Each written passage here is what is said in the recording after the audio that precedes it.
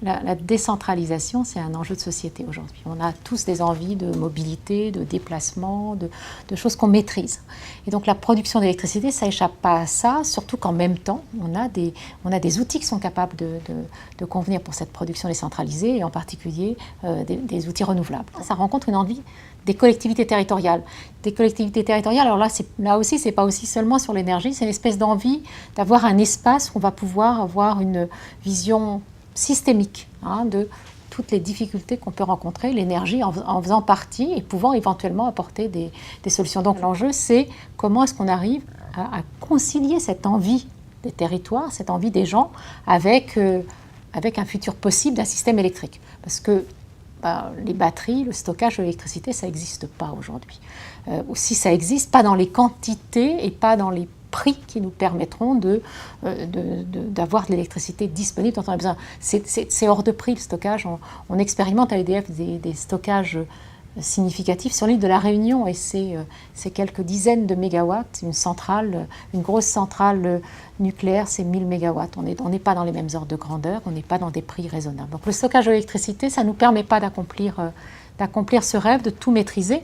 Et donc l'enjeu, c'est comment nous, un opérateur comme EDF est capable de concilier cette envie du local avec un système centralisé. Et donc les réseaux vont devenir intelligents, c'est-à-dire que les réseaux vont dire tiens, là on produit de l'électricité et là on va la consommer.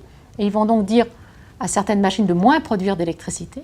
Tout ceci, ça va supposer de savoir combiner des grosses machines avec des petites machines de manière astucieuse. Je suis une fervente adepte de tout ce qui est mobilité. Moi, je me balade avec un iPad, je travaille dessus, je préfère ça à mon ordinateur, enfin bref, je suis une fervente adepte de ça. Sauf qu'il ne faut pas perdre de vue que ceci ne fonctionne que parce que derrière, il y a d'énormes machines centralisées, des très très très gros ordinateurs qui contiennent toutes nos données. L'articulation centralisée, décentralisée pour l'électricité, ça voudra dire la même chose que ce qu'on voit dans les télécoms. Oui, il y aura de la décentralisation, mais elle s'appuiera sur des grosses infrastructures. Donc ça veut dire qu'on va devoir renforcer les réseaux de distribution et de transport pour pouvoir avoir de l'énergie décentralisée et on va continuer à avoir des gros outils centralisés pour assurer la sécurité et la stabilité du système. Il ne faut pas vouloir l'autonomie énergétique. L'autonomie énergétique d'un territoire, ça n'a pas beaucoup de sens. Ce qui compte, c'est la façon dont on peut apporter de l'énergie dans un territoire. Ce n'est pas la façon dont le territoire produit l'énergie qu'il consomme. Par contre, utiliser au mieux ses ressources, ça fait sens. C'est ça les sujets qui sont devant nous. Et bien sûr que ça aussi va se traduire dans des évolutions de business model pour les entreprises d'électricité comme la nôtre.